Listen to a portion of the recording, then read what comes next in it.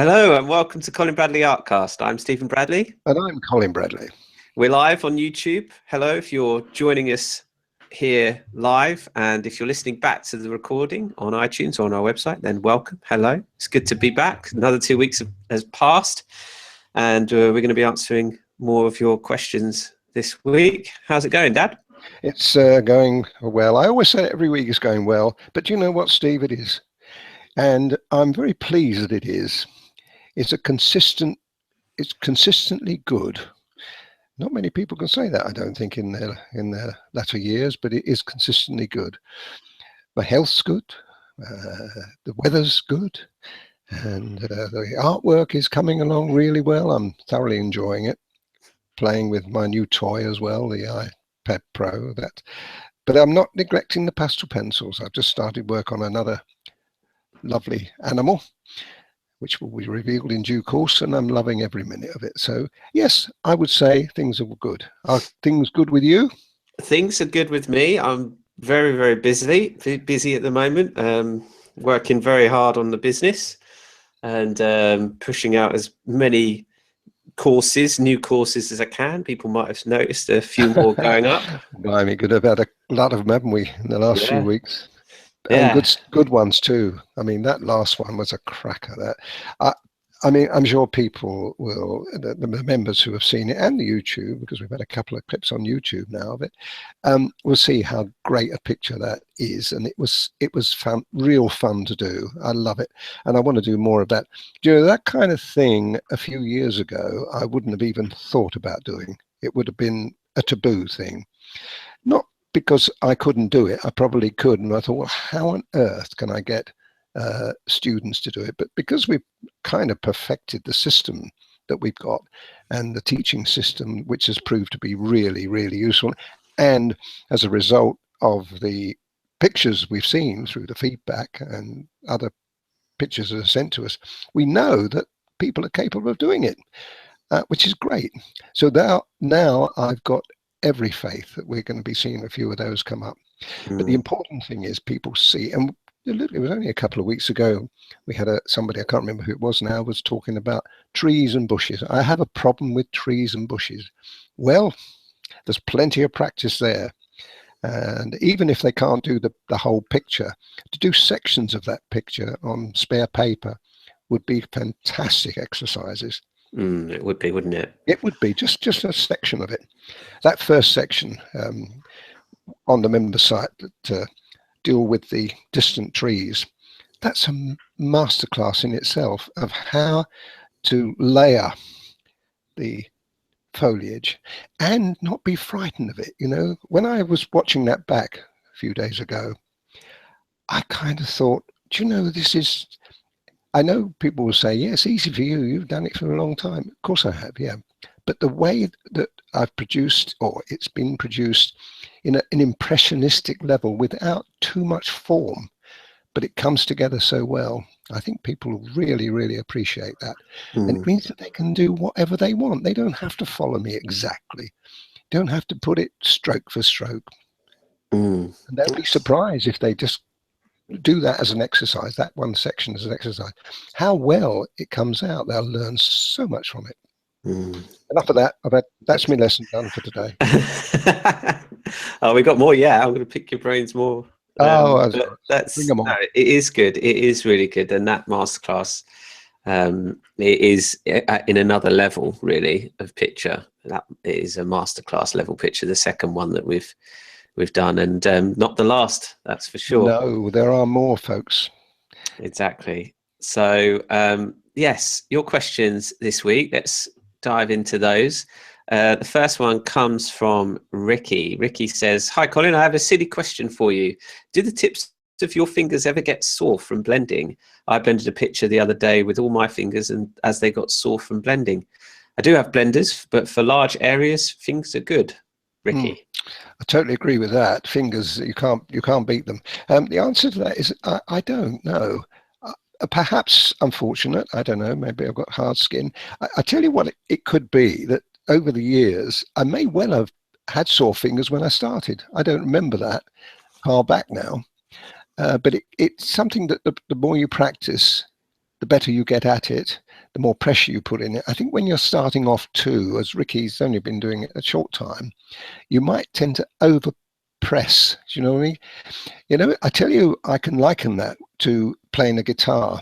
I'm not any good at a guitar, but I did have a crack at it at some time, and my fingers were red raw, and I had to pack it up. It's the same idea. I think guitarists would have the same problem of having to work a little bit on it and get the fingers used to it, the pressures that you put on. Because I was probably pressing really hard on these strings, and that was causing me a problem. And I think it might be a similar sort of thing. I don't know. I'm guessing. But as my fingers don't hurt me, and it's the first time anybody's asked that question. So I think it may be something you're doing, Ricky. I don't know. Makes logical sense with the guitar playing. That does make sense. You're likely to build up a sort of toughness if you're pressing hard or using, you know, if you've got a big area and you're having to use your finger a lot. Another thing I do, and you would have seen this when I'm doing, particularly on a background where I use it mostly, I change fingers. I don't use the same finger. Yeah, I've seen you do that. Yeah. It's not because one's hurting me. It's just that I feel that that's enough of one finger. Let's have another one. So I just automatically switch them. So another thing you could try. Good. Yeah, that's a great question. Thanks, Ricky. The next one comes from Jill. Jill says, because probably, like many of your members, we aim to do commissions ourselves at some point.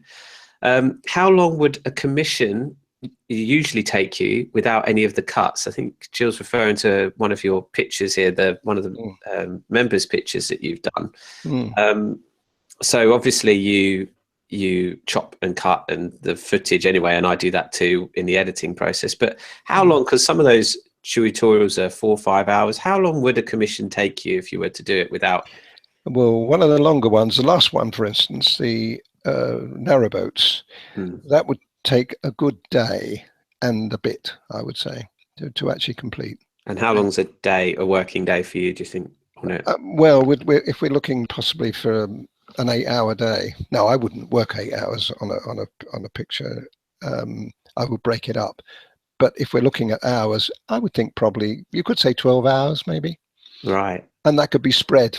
But that's a big picture and a long and very involved picture. If it was an animal, then you could halve that easily. I can do a picture, and you know I've already done this in demonstrations. I can do a picture in an hour and a half, easily. Depending on the complexity of the picture, and the pencils used. If you've got a limited amount of pencils that you're using, you don't need to worry so much. If you've got a great variety of pencils. The Renoir, which I've just done, God, I don't know, 30, nearly 40 pencils I use on that. Now, that took quite a long time. That took me a good, I think a good 24 hours, I would say, possibly, altogether over the period of a week I was doing it. Well, I know I've got the footage, and the footage is 6.5 hours. Oh, well, there you go, folks, you see. So I've cut that down, but it's heading on a long time, so that is going to be a very involved picture.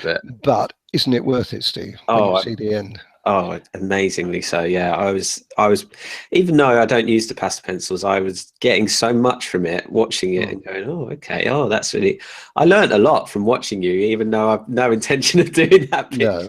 Well, it's entertainment value, isn't it? There is a lot of entertainment, and there was a lot I never included in that footage as well. A lot.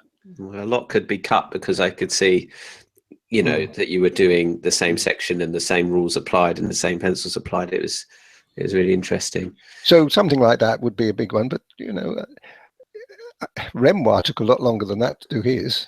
Why shouldn't we? Too right. The pastel pencil is great because you don't have to do the mixing with the oil and the other. It would have had to do a lot of mixing up and find the right color. We don't have to worry about that. It's all in the pencil. Yeah. We've got a couple of questions coming up on the YouTube comments, so I'm going to read those out now. The first one's from Leanne. What do you think are the best pencils, looking at the price and the quality, for beginners, do you think? There's absolutely no doubt in my mind the Faber-Castell. Pit pastels would be the best. Now, they're not the cheapest, but how many times do you go and buy something that's not very good quality and it fails you? The Faber-Castell Pit Pastel pencils won't fail you. After all these years of using them, and how many people have I recommended them to, we've never had anybody saying they couldn't use them. So that's a simple answer to a straightforward question. Worthwhile investment for sure. Without doubt. Yeah. The next one is on YouTube, and username Tamar62. I got disappointed really fast when my drawing turns out not like I expected it. What should I do to stay motivated? That's a really good question. Well, you're trying too hard, expecting too much. It's the old adage, you see me do a beautiful picture of an animal. You think, I could do that. So you think you go and buy the pencils, you can do it, but you can't. I'm sorry, it doesn't work like that. You have to practice, you have to try harder. There's no shortcuts. We give you tremendous instruction, video instructions, the best instruction you can get. It's better than a teacher standing in front of a class and on a blackboard saying, this is what you've got to do, folk. Now you go and do it. This is better than that because you actually see me do it. All you've got to do is pick out some of the things that I've done and then say, why didn't it work for me? Their answers are there, but you keep your expectations down. Most people with that kind of reaction are a bit impatient. They want it to happen for them overnight. And we know of all the members that we've got and all the thousands of students that I've taught, they all will get there in the end. If you've got the talent, if you've got a really good talent, you'll get further. And it depends on the individual. A good amount of patience. Okay, the next one on our list here is from April. How do you get so black when drawing pet hair? Well, simple answer to that is that the undertones that you use have to be just right. Now, I mean by that, if you're using black, and let's say you're doing a black animal, then you wouldn't start off with black, you start off with grey. And if you start off with the mid-tone grey, as I always do, and then put on a medium colour. Now that colour can be anything, but it's usually either 175 or 181, say. And then the black goes on. By the time the black goes on, it's got to have enough colour underneath to cushion the effect that the black would have and not be too rich. And it can't have too much of that undercolor, because if there's too much of it, the black won't respond. It's all to do with the balance of the black and the undertones. And you have to practice that. This is another area where a piece of pastel paper, and you can just try it. And, try overworking the grey and then trying to put the black on and seeing that black's not strong enough. Underworking the base colors and then putting the black on and see that the black is too rich, it's too hard. Remember, black is a darkening agent, it's not a color in itself. And you can keep doing that until you get a whole line and then look at them and think, oh, I see what Colin's talking about. Look, that black there works. Why did it work? And reproduce it, and you've got it. You've got the answer there. That's good, yeah. I mean, the thing is, there's no magic to what I do. I'm not. The only thing I would say, sometimes television can give the black a richness that maybe isn't in real life. You know what television can enhance. So be careful with that too. But as a general rule, what you see is what you get. And what I do get a rich black, a really nice black, and it's through years and years of working the colors and knowing how much base colors to put on. Yeah, that's what it comes down to, the base colors. Afraid so. The next one is from Sally. Morning. I just wondered if Colin has painted an alpaca. Am I saying it right? Yeah, that's right. My friend has some, and they have such pretty faces. Let's answer that first, and then there's a bit more. I totally agree. No, I haven't, but yes, that's absolutely right. And I put it on my list. She goes on to say, what does Colin do with all the paintings he does? Oh. Do you file them away or sell them? I love listening to all the old podcasts. Have a good week, Sally. Well, I do. We do sell, as you know. I've sold quite a few, but I tend not to sell because I'm not in that business. I'm in the business of teaching people, and I prefer that side of it. I don't. I could quite easily go to a gallery and say, "Would you put all my pictures up for sale?" I don't really want to sell them. We can also use them, and as we're going to, we've got something coming up which you're going to mention at the end of the where it's very important that I do keep these pictures if I need them for other reasons. And they need to be re-photographed or they need to be redone. And so if I haven't got the picture, I can't do that. I've just got to rely on maybe a print that's not really very high definition. So this is the reason.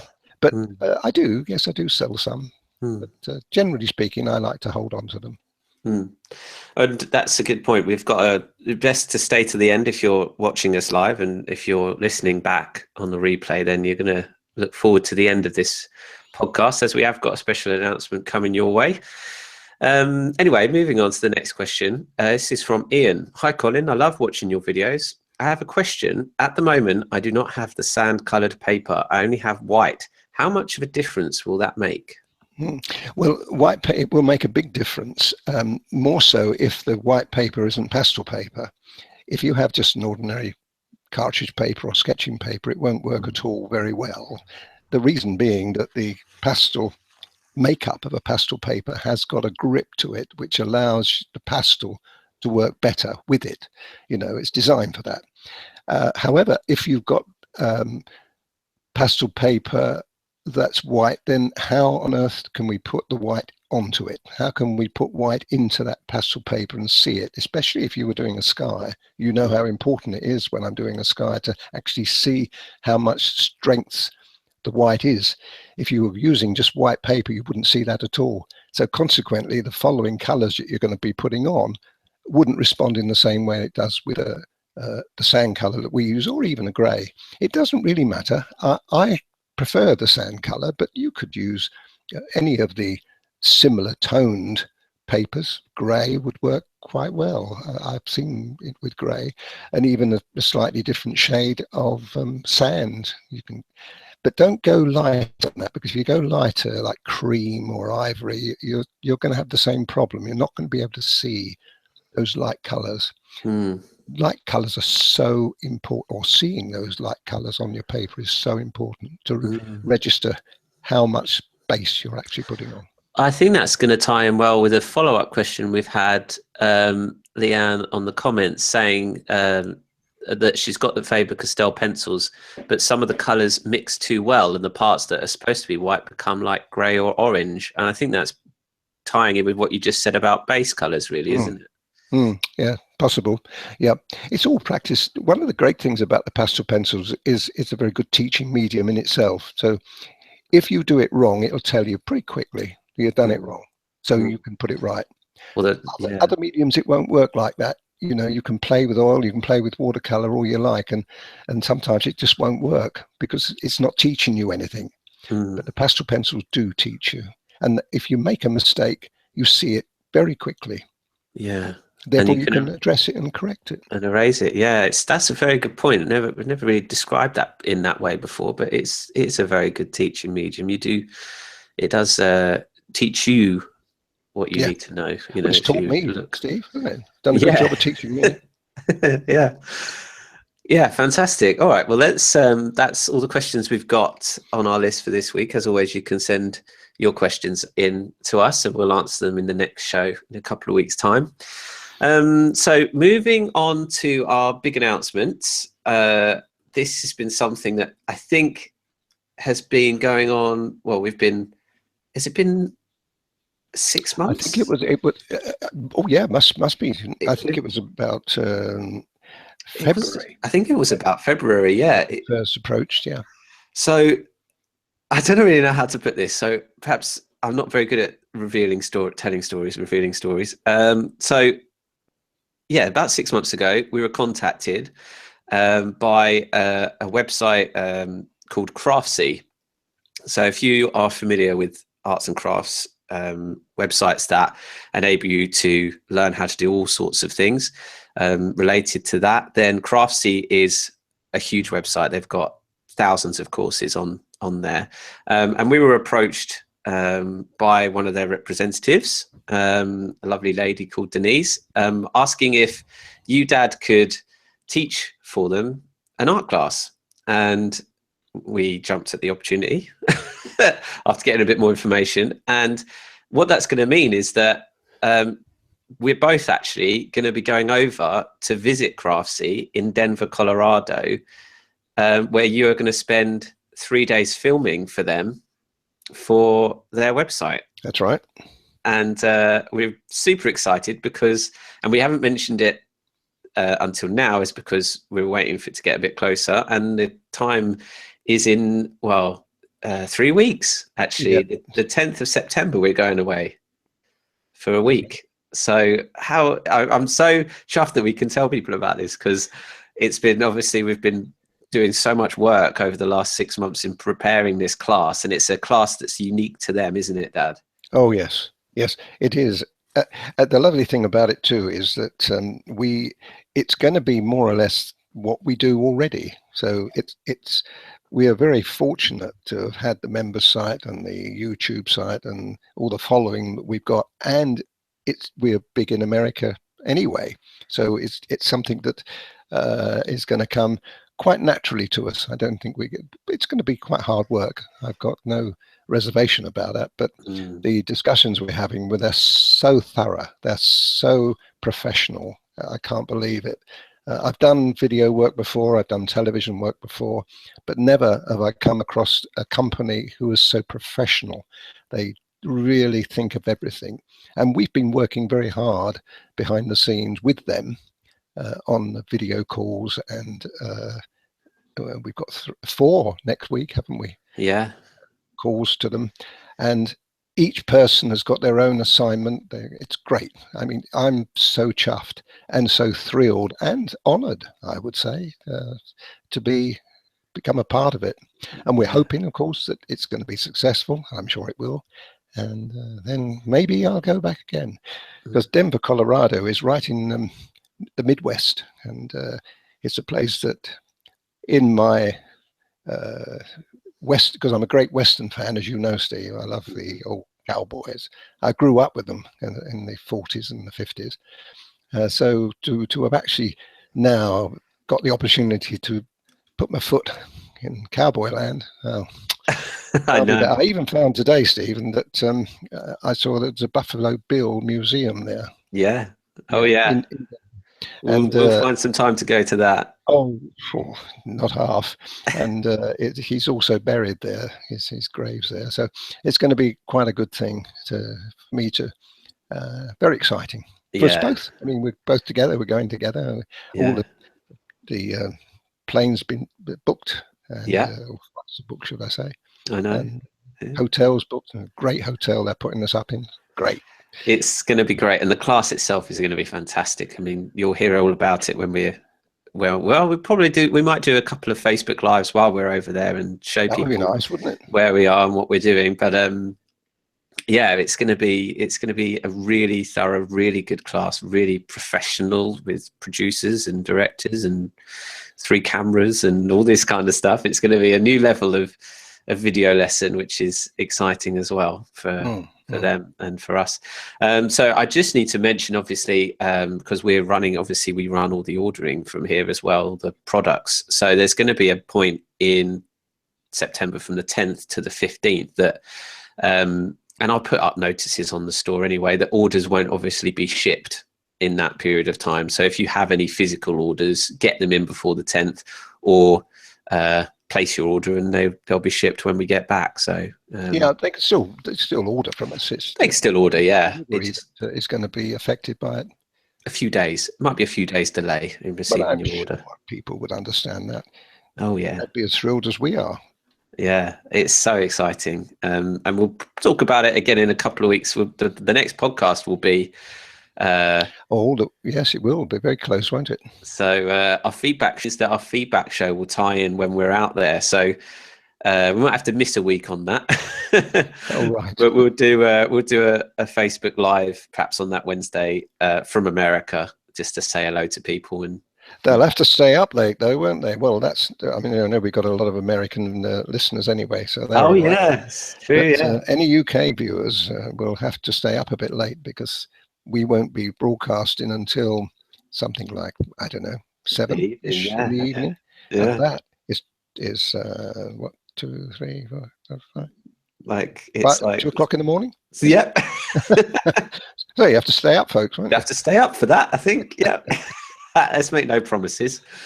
But yeah, that's what we've been sitting on for a while, but now it's all definitely going ahead, and we're definitely going there. We thought we'd tell you all, and the podcast seemed to fit. You can't spring this sort of thing at the last minute. We had to wait until it was all really signed, sealed, and almost delivered. Yeah, before we did. And we'll give everyone the details of that class when it's. Yes. Done. It'll probably be available, I think, about 8 weeks after that. So yes, I think sometime in October, end of October, we should be able to tell everyone how to enroll in that class. And in the meantime, do go and check out Craftsy. See the level of the classes that they do, and then you'll know kind of the quality that is going to come out of our class from there too. Yep. Well done, sir. Good. Oh, well done to you. It's been a joint effort. We've both. I think if we weren't doing as much as we do, they might not have found us. No, I'm sure they wouldn't, Steve.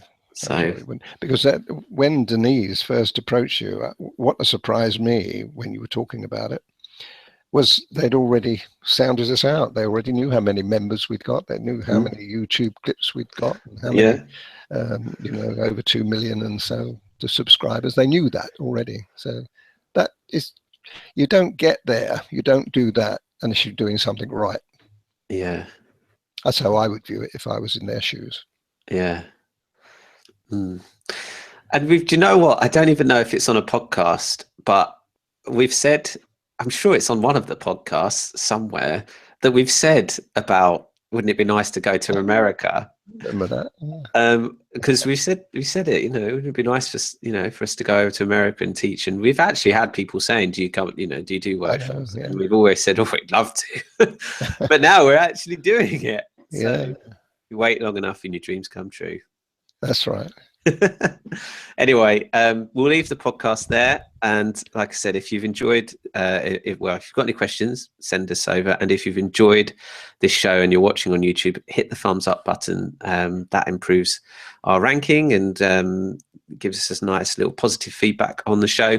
If you're tuning into the replay on iTunes perhaps, then leave us a review on iTunes. That would be great. And we'll see you again in 2 weeks' time, just before we go away. Yep. And the feedback show next week.